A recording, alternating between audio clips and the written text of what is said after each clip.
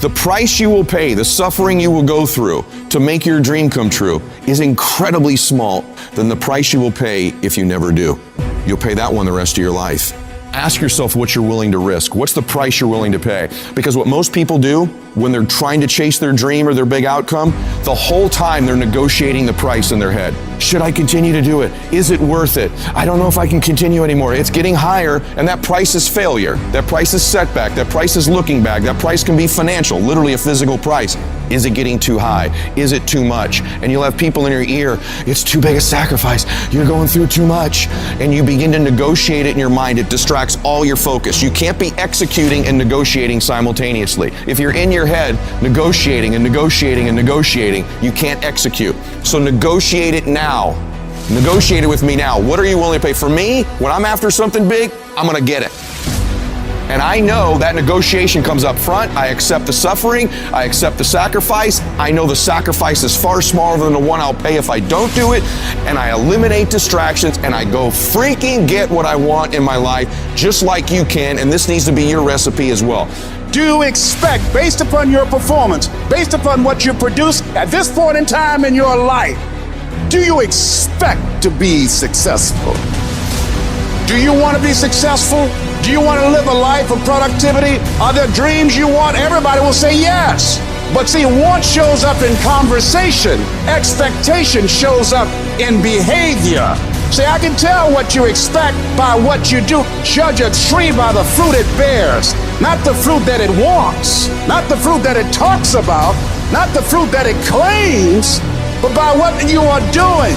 See, what you do when you leave here, when the music stops, when the shouting dies down, your behavior, how you conduct yourself, writing your goals down, deciding to enroll in school to get a GED, deciding to sit into class with children young enough to be your grandchildren, decide to find some product, some idea, some service that you can provide so that you can begin to create some value for yourself so you can create wealth.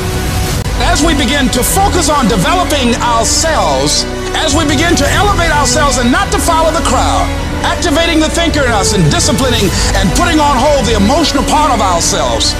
It's not easy, but through practice and practice and practice, practice makes improvement. You can always better your best. You can always go beyond anything that you have ever done. You'll never hit a state of perfection.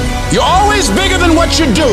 And so all you're looking for are new breakthroughs through practice and practice and practice. You'll get better and better and better.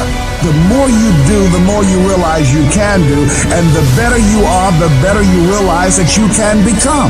You gotta stop waiting for your circumstance to change, and you gotta change the circumstance. You gotta stop saying that something's gonna happen, that something's gonna change, that something miraculously is gonna take place in my life that's gonna put me where I wanna be is not gonna happen. But every day you wake up, every day you get up, you got an opportunity. Every day you wake up, your fortune teller is you. At the end of that lottery ticket is you. Yep, you can be a millionaire. I don't know what you want to be or what you want to do, but I'm telling you, you can do it. But you got to understand that the person that's going to help you is the person that's the end of your arms. Your hand is you.